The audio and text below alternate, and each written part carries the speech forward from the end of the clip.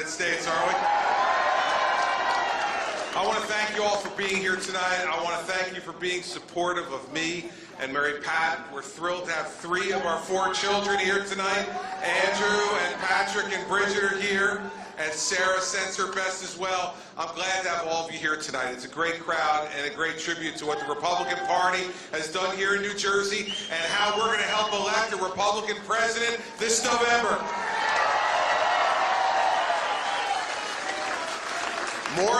More than any time in recent history,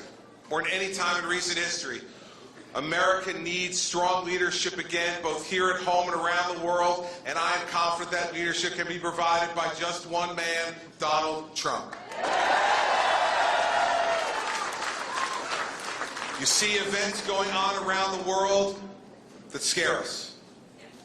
We know that there are people out there that want to hurt America and Americans. We need a strong president who will fight back and defend America first, and I'm confident that that person is Donald Trump.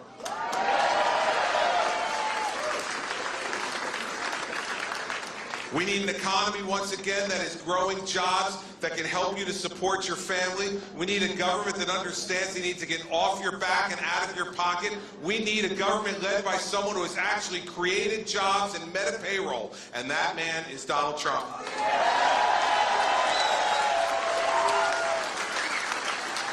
And as I look out at this crowd, I see the thing that he has brought to every enterprise he has ever led in his life. He has brought greatness to every enterprise he has ever led. I see your hats. He's going to see them too. And I am confident that he will make America great again.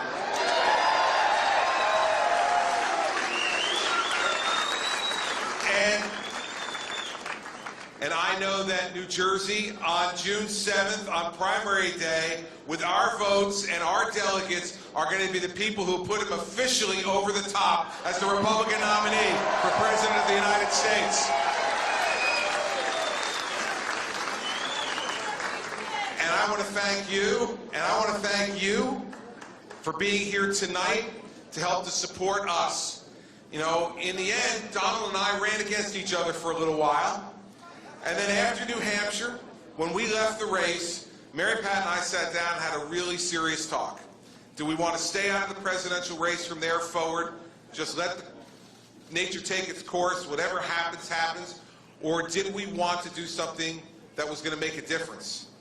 We've been friends with Donald Trump for 14 years. We know him well, and I said to Mary Pat, we never, ever make a mistake by standing with your friend. And Donald Trump is my friend.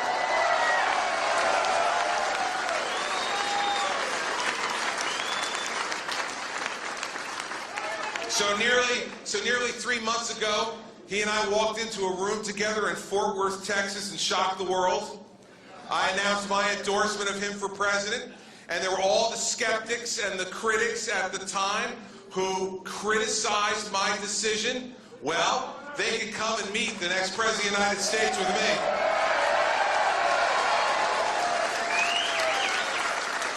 And New Jersey Republicans are once again proving, if you want the Republican nomination, get the support of the New Jersey Republican Party, and Donald Trump has it.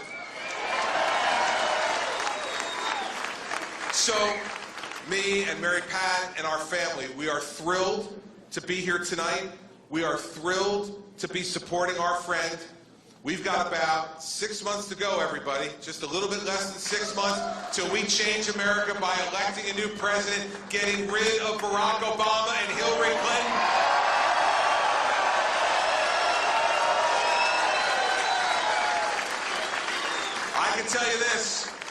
I can tell you this as someone who's been on a few debate stages in my life, that I know that Hillary Clinton's worst nightmare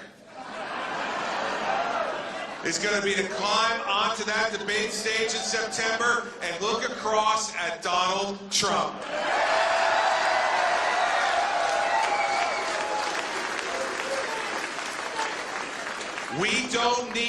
We don't need more Washington, D.C. insiders messing up this country.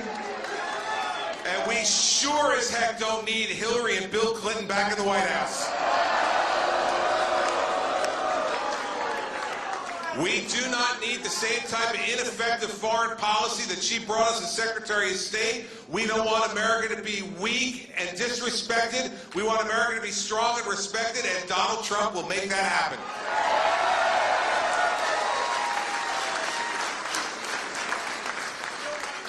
And we certainly don't want someone in the White House who's going to be more worried about being charged by her Attorney General than by protecting the people of this country.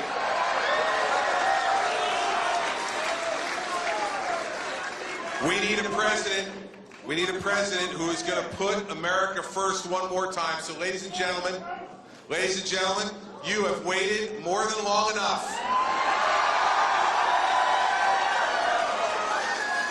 On behalf of Mary Pat and the children, on behalf of the Republicans in New Jersey, let me bring you the next President of the United States, Donald Trump. Boy.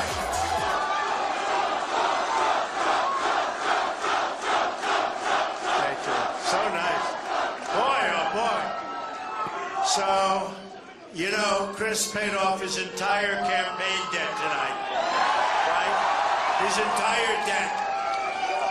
And Chris, you can't even give him a table and a seat. That's terrible.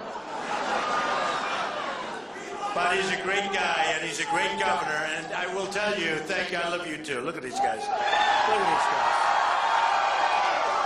guys. You know, I wanted to know a little bit, because he's been my friend a long time. He's done a great job and all that. But I said, let's be specific, because we want to be specific.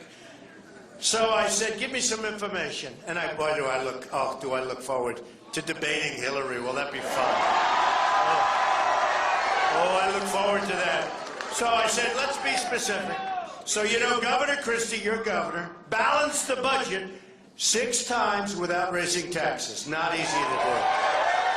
Enacted a $2.3 billion job-creating tax cuts. I mean, that's a lot of stuff. $2.3 billion. Not easy in New Jersey, that I can tell you. He shrank the state government by 6,500 jobs. Governor Christie, listen to this one, bipartisan. There's no such thing as bipartisan anymore. It's a beautiful thing, actually. Economic Opportunity Act will ultimately create 27,000 jobs, 22,000 in the construction industry. And a lot of my friends are here tonight. We're all in the construction industry. Governor Christie contributed more to the pension system than any other governor in New Jersey state history, right? Governor Christie brought the insolvent, and this was important, the insolvent New Jersey Unemployment Insurance Trust Fund back to solvency, and I will tell you it was done in at least 2 years ahead of schedule. So that's a pretty good track record, and that's just a few of the things, all right? That's just a few. So we've had an interesting time, and you know, it all started, and Chris was out there, and I was out there, and I have to say, one of the more interesting parts was I was watching the debate, because I had one debate that I really enjoyed, because I was watching, and I like Marco very much, but Marco was over here, Chris was over here, and I was standing there, and I watched it happen. No, I watched it happen, and it was, I mean, he looked like Perry Mason that evening. That was a rough evening for Marco. And Marco will admit it. That was a rough, rough evening. So this began. There's nothing like New Jersey. There's nothing. There's nothing like New Jersey. Oh, wise guys. So many wise guys. I'll tell you what, you can make it in New Jersey. You can do just about anything you want in life. Great people. And by the way, on June 7th, will you do me a favor? Go out and vote, please, okay? Just go out and vote. And boy, are we going to go out in November, that I know. But go out on June 7th. June 7th, folks. So, on June 16th, that's right, we're going to build that wall. We're going to build that wall. The wall's going to be built. We want the wall. You know, Hillary, you talk about Bernie Sanders. Bernie. Cricket Hillary. I love this crowd. This is great. So, my people. This is my people. But Bernie Sanders said that Hillary really isn't, essentially not fit to be president. She's not qualified to be president. And you know why? He said because she suffers from bad judgment. So today she made this statement. You know, she won't use the term radical Islamic terrorism. You understand? She won't use it. She refuses. You know why she won't? Because her president won't use it. That's why. And by the way, is she being nice to him? You know, she used to be terrible. She couldn't stand him, and the husband couldn't stand him. Bill couldn't stand him, and she couldn't stand him. I wonder why she's being so nice. Can you figure it out? She's being so nice. Being so nice. She didn't like him one little bit. Now, anything he said, my president said. But if you think about it, and if you look at it, he said unqualified, and he said that she suffers from bad judgment, and she does. So today we had a terrible tragedy, and she came up and she said that Donald Trump talked about radical Islamic terrorism, which she doesn't want to use. She used a different term, because she doesn't want to use that term. She refuses to use that term. And I'm saying to myself, and it's a terrible thing, and he essentially shouldn't be running for office. He doesn't have the right to run for office. And I'm saying to myself, what just happened about 12 hours ago? A plane got blown out of the sky. And if anybody thinks it wasn't blown out of the sky, you're 100% wrong, folks, okay? You're 100% wrong. And it's getting worse. And you know, today I was watching one of the networks, and they had this great guy from the FBI on. And he was talking about what happened with the plane. It was like amazing. And I didn't know. I never met him. I never saw him before on television. And he's going back and forth about how bad it is and how bad it's getting and how we're losing control and how we don't have a president that knows what he's doing. And then at the end he said, let me just tell you something. Now, I don't know this man. He said, the person that knows what's going on, the person that understands what's happening is a guy named Donald Trump. What? So, that was a great honor.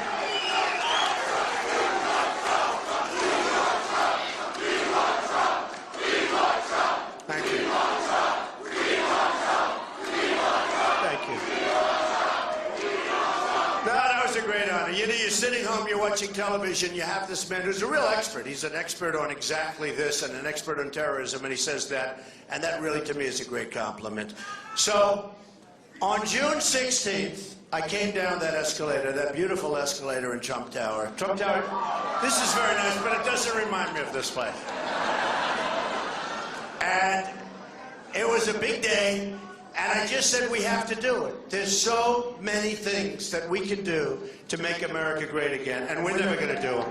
And if Hillary Clinton gets in, I don't know if our country can ever recover. You know, yesterday I named a large number of judges, and I'll be adding to that number, who are really highly, highly respected judges. They come out of Heritage, they come out of different groups have recommended very, very strongly. They've really recommended strongly. These are great judges. We'll be adding some additional ones, Chris, and it's outstanding. One of the most important things, always security first, right? Always security. But one of the most important things we'll be doing, whoever the next president is naming judges. Now, it's probably naming the justices of the United States Supreme Court, because they're going to take us in a certain direction. It's either going to be down the tubes, or it's going to be through the roof. I'll tell you, through the roof. And the judges, the justices, and some of them are currently judges, I guess almost all of them are currently judges, but the justices of the United States Supreme Court, the next three, it'll be three. It could be five, by the way.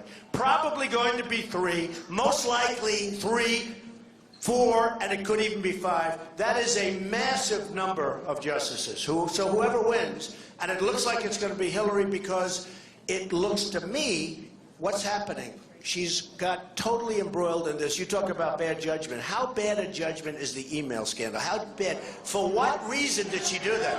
Now, I know the reason. I know the reason. And it's always the same with her, and it's always the same with them. But I know she's a liar. No, I've used that one already. I can't use it. I'd like to use it again, but I have to. No, we'll go. Cricket may be more accurate, actually. But she's probably going to get out because, I mean, you know, they keep letting her. What she has done is so much worse than what anybody else running ever has done. What anybody else, you look at all these people, General Petraeus, you look at these people, they've done a tiny fraction of what she's done, and their lives have been destroyed. Their lives have been ruined. What she has done for her to be able to continue to run is an absolute disgrace, in my opinion, to this country. A disgrace.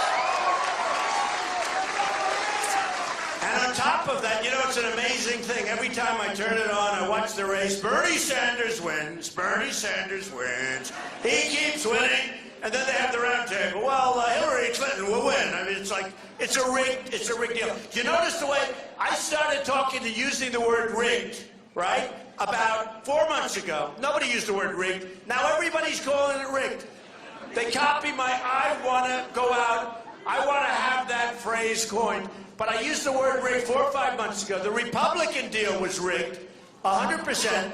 Now, what did I do? You had to win by massive numbers. And boy, did we get massive numbers. We did well. You know, I had by far the most delegates. And I came into New York, and everybody said, well, New York and everything else, but the people of New York, they love me, they know me. It's nice when the people, and you know me as well as they know me. I mean, you know how many employees right now I have? I am paying so many people, I have so many employees in New Jersey, I hate to think about it, I have to be honest, okay? I am taking care of more education and more salaries and more health care than anybody, probably, Chris, than almost anybody in New Jersey, right? But honestly, I'm happy to do it. I'm happy. We have great people. New Jersey, let me tell you, New Jersey is a great state. It's a state where we have truly, truly great people. Truly great people. So I came into New York, and we didn't win by a little bit. We won in a massive landslide. We won everything. And the nice part is, they know me the best. You know, supposing you go into a community and they know you and you don't do well, that's not a good sign. They know me so well. They have seen me for so many years. They're probably sick of me, but they said, I'm still voting for Trump. And what happened, so I got 62%, and we just knocked them, and it was great. Okay. Now, I go into Pennsylvania, great place. Connecticut, we're going to do great in Pennsylvania. We have our chairman over here from Pennsylvania. He's here someplace. But we go into Pennsylvania, Connecticut, Maryland, Delaware, and Rhode Island. We win every single subsection of every single state.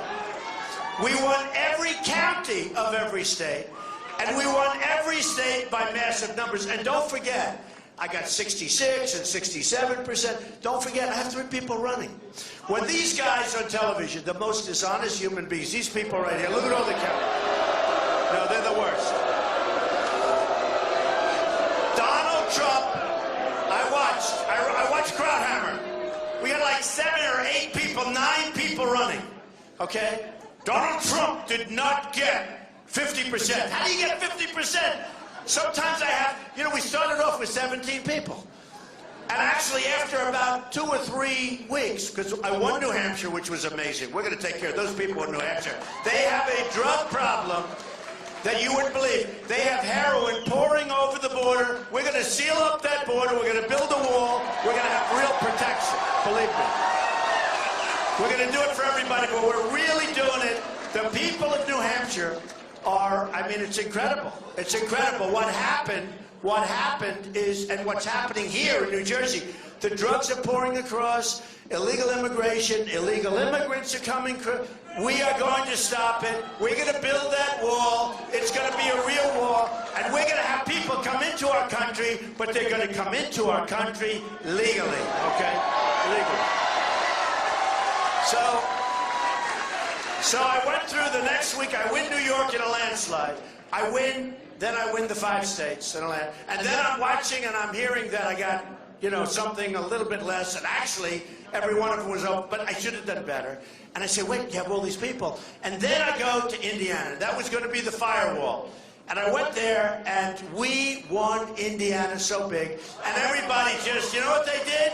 Chris knows. They gave up. They gave up. That was the end.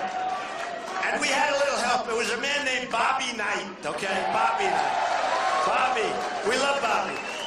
And we had Lou Holtz, and we had Digger, and we had a lot of people. We had a great coach from Purdue. We had a lot of great people that really supported. But when Bobby Knight, who won 900 games, 3 championships, he had the last undefeated team in basketball, in college basketball, which is a hell of a statement. And he almost had 2 undefeated teams. He had one the year before, which lost 1 game. But he was a great coach, loved and is a great coach. He looks better than ever. But he came out for Trump, and I want to tell you, that state went crazy. So that was good. If there was ever an endorsement that was good, we won Indiana in a landslide. Everyone gave up, and now we're going through, and we're doing great. And we're just about like 50 short, and we're going to do great. And we're going to have an amazing convention. And we're going to take care of trade. We're going to make great trade deals. We're going to stop with this nonsense. We are going to make great trade deals. You know, with China, we have a trade deficit with China of $505 billion a year. Think of it. How stupid can we be? Obama does nothing about it. Hillary knows nothing about it. She has absolutely no idea. And she's taken care of by all the people that are putting up her money anyway. She's taken care of. So even if she did, she wouldn't know what to do because she'd say, well, I can't do that. I can't hurt these people. They gave me millions of dollars. Let me just tell you, we are going to make the great trade deals out of absolute disgusting, the worst ever negotiated by any country ever in the world. That's how bad they are. They're taking our jobs. They're taking our money. They're taking everything. I'll tell you what, to me, the most interesting was, because I love New York, I know New York, but I actually really toured this state like I never did before. I went up to Albany, and I went up to Syracuse, and I went up to Rome. That's Rome, New York. That's the real Rome, right? I went up to Rome, and I went out to the island, to Bethpage and Suffolk, John Laval and Joe and all these guys, and we did so great. But I looked at factories, and I looked at buildings that were absolutely terrible to look at. They were crumbling, and you could see 20 years ago, 25 years ago, you could see vibrance. And today you could buy them for $2. I mean, I looked at places, and then I went to Pennsylvania, and I looked at places, and by the way, in Pennsylvania, a week before, we have Hillary saying that she's going to put the miners and the coal mines out of business, okay? And I said, when I won New York, it was interesting. I said, we're going to put the miners back to work. I don't even know why I said it. And a few weeks later, I went to West Virginia. You want to see good numbers. I really had good numbers in West Virginia. And I didn't say it for that reason. But we're going to put people back to work. We're going to take our jobs back. And we're going to use our power, including our power of taxation. When a company moves to Mexico and they think they're going to drop out, like Carrier, like Ford, like Nabisco, they think they're going to take our people, fire all of our people, move to Mexico, make their air conditioners, and sell them right across the border, no tax, no nothing. Guess what, folks? Not going to work that way anymore. Not going to work that way anymore. Now, I'm a free trader, but I'm only a free trader if we make good deals. You can't be a free trader if everybody else, you know, these very conservative ideologues, they say, well, Donald Trump is not a free trader. How about Jeb Bush? Donald Trump is not a conservative. Who cares? Who cares? I am a conservative, but who cares? So somebody asked me yesterday, tell me, well, are you a free trader? I said, yeah, I'm a free trader, but here's what I am. Here's the story. You want it defined? Actually, it was Sean Hannity last night. Here's my trade. Nice guy, right? Do we love Sean? Good guy. Here's my trade. Here's my trade deal. They said, what about it? I said, here's what we're going to do. My trade deal is very simple. Here's what it is. I am going to make great deals for our country. That's my trade deal. Very simple. We're going to make great deals for our country. You can call it free trade. You can call it 15. You can do whatever you want to call it. We're going to make great deals for our country. Might be free, might not be free. I can tell you this. When Carrier and Ford and Nabisco leaving Chicago with their big plant, they're moving to Mexico. I'm not eating Oreos anymore. You know that. But neither is Chris. You're not eating Oreos anymore. No more Oreos for either of us, Chris. Don't feel bad for either. But I'll tell you what, folks, there's got to be consequences. When they move, there's got to be consequences. Now, I've watched for 6 years as the United States government, on a federal basis, United States government worked very hard on documenting. They want to loan money to companies. They want to give them low-interest loans. You know, some companies actually took the money, and then they moved anyway. I mean, who does these agreements? But they want to come up with ideas. So here's my idea. It's not an idea. It's so simple. And they worked on it for 6 years. In the meantime, you look at New York, you look at New Jersey, by the way, you look at different parts of this country, what NAFTA has done to us, signed by Bill Clinton, by the way, signed by Bill Clinton. It's the worst trade deal, in my opinion, in the history, certainly of the history of this country. One of the worst ever, and it's going to be repealed, believe me. It's going to be changed. It's going to be repealed or totally renegotiated, probably repealed. Probably repealed. Probably. So here's what we're doing. So Carrier moves, right? And we'll say, hi, Carrier, how you doing? How's everything? I got to make the call myself. Chris, am I allowed, as President of the United States, am I allowed to call the president of an air conditioning company? May I? He said only one time. It'll only take one call. Because my wife would say, don't do that, you're the president, but it's so much fun for me. So I'll call the head of Carrier and Ford and these others. And I'll say, let me just tell you something. You've let go of thousands of people, and you've left, in this case, Indiana and Chicago and all of the different places, right? And Michigan, which I'm going to win Michigan. We're going to win Illinois. We're going to win Indiana. We're going to win these states. Because I've been talking about it for years. These other guys, they start talking about it, and believe me, it's not going to work for them. Not going to work out so well.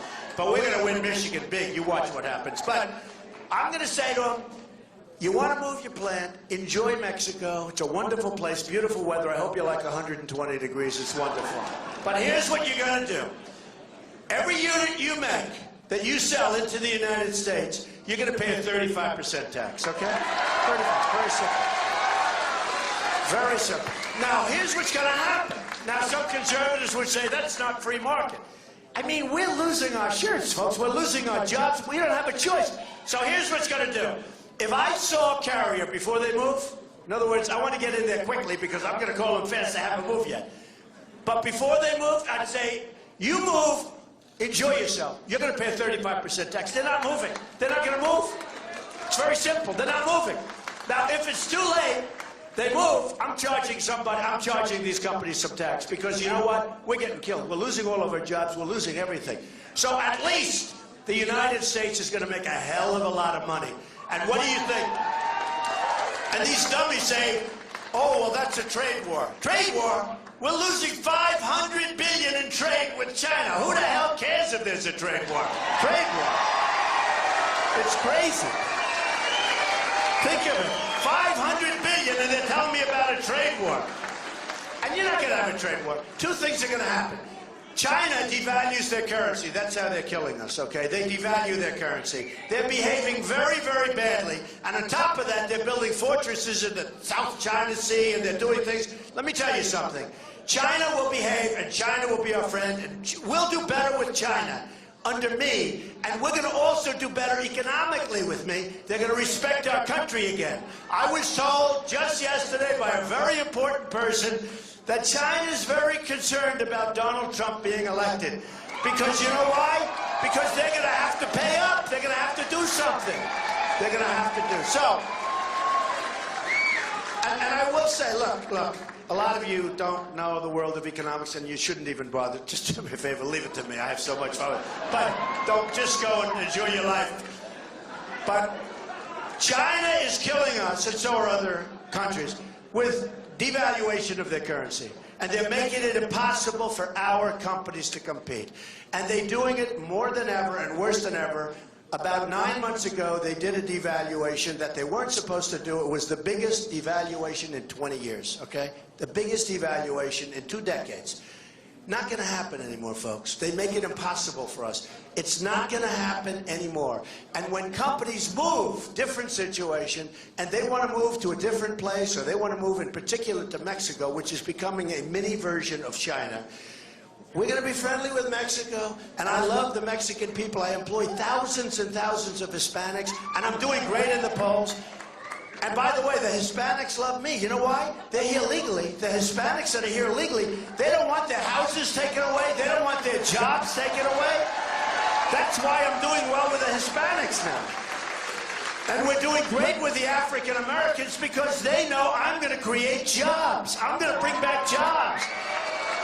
We are not going to be the stupid country anymore. We're right now, folks, believe me, we are viewed as the stupid country. We're like a big, sloppy bully that gets punched in the face and goes down. You ever see a bully get knocked out? It's a terrible thing, unless you're doing the punching, then it's okay.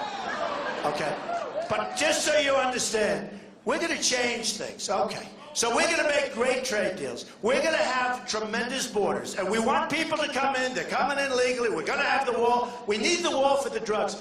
Just recently, 2 weeks ago, 16,500 Border Patrol agents endorsed me. And I called them, and I said to them, frankly, because these are great people, they are told to stand back.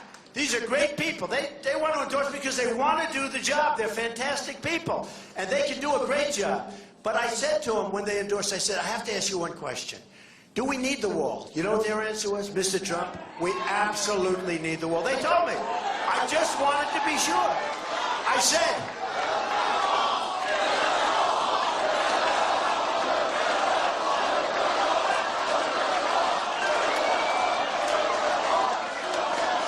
because I said to him, I want to build a wall, you have to tell me. Who knows better than the Border Patrol? I mean, that's what they do. They walk the border up. They said, Mr. Trump, you absolutely, it's another tool, and there are other things, but you absolutely have to have the wall, Mr. Trump, but it's got to be a real wall, not a little toy wall. They put up these little walls.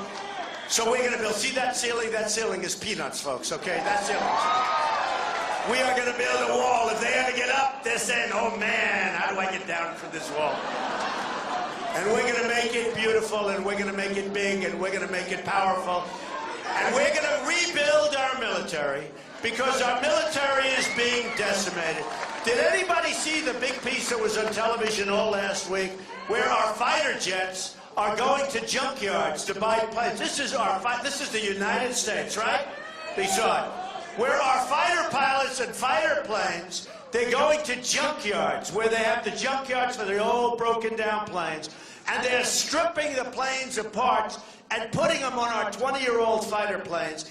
And we're like a third world country, and what we do is we're ordering planes, and other countries are ordering planes that are modern, clean, beautiful, and we got stuff where we're putting junk back on our planes, and we're putting our pilots in there, and they're taking planes, and they're stripping other planes that are on the runway, because they can't get the planes to work, so they're using essentially 60% of our fight. And I'm saying, is this the United States? Is this our country? So we're going, Obama doesn't care. He can't care. He can't care. He can't care. So what we're going to do, our military is being depleted at a time where we need our military probably more than ever before, right? We are going to have a military that's going to be so big and so strong and so powerful that nobody is going to mess with us. Just remember, nobody. Nobody. And as part of that, and to me very important, we are going to take care of our vets, because our vets are being treated badly. We're going to repeal and replace Obamacare. Obamacare is a disaster. We're going to terminate Common Core, and we're going to have local education for your children. We're going to preserve the Second Amendment, which is under siege. And we are going to make America first. You know, there's an expression, we don't make America first. That's why we have all these bad deals. We have these negotiators. First of all, they're political hacks. They shouldn't have the job. We're going to use we have the greatest business people in the world. We're going to use the greatest business minds while we negotiate with China and all these countries that rip us off. We're going to use the greatest business people in the world. You're going to see a difference like you've never seen before. And when we defend all these countries in NATO, I'm all for NATO. But you know what? We have a lot of the countries in NATO, they're not paying us. They're supposed to be paying us. They're not living up to their deal.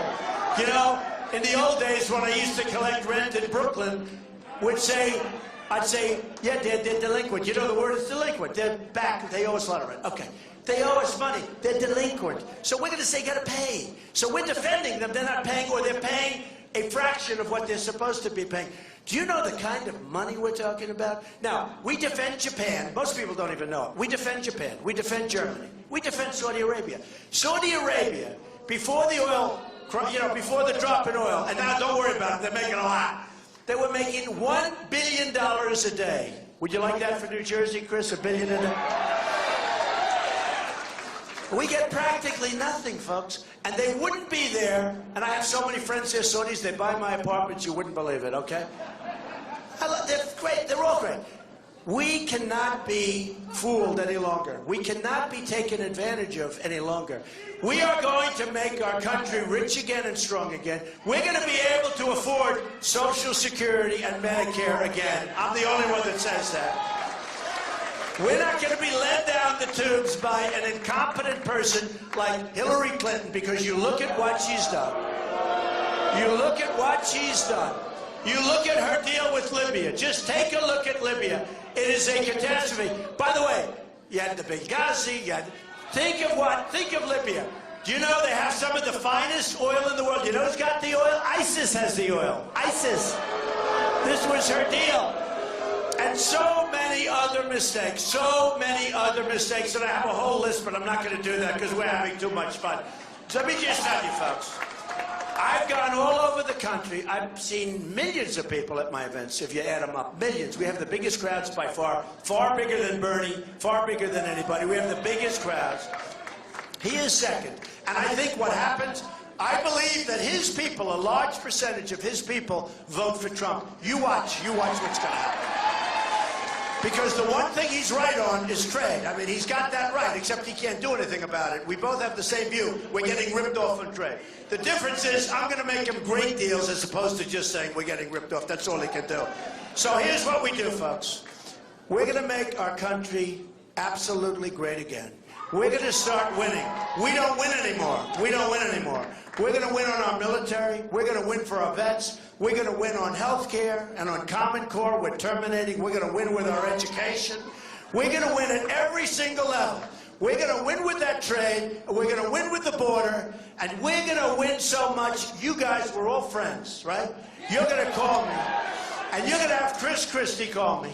Maybe Mary Pat would even be better, because I think maybe she'd be better. And you're going to say, Donald, the people of New Jersey cannot stand you winning so much for our country. They can't stand it. Could you stop winning so much? It's driving them crazy. And I'm going to say, Mary Pat, I won't do that. We are going to win, win, win. We are going to make America great again, greater than ever before. And we're going to have a lot of fun. And we are going to be respected as a country again. So I want to thank everybody. I love you all. I love New Jersey. June 7th. June 7th.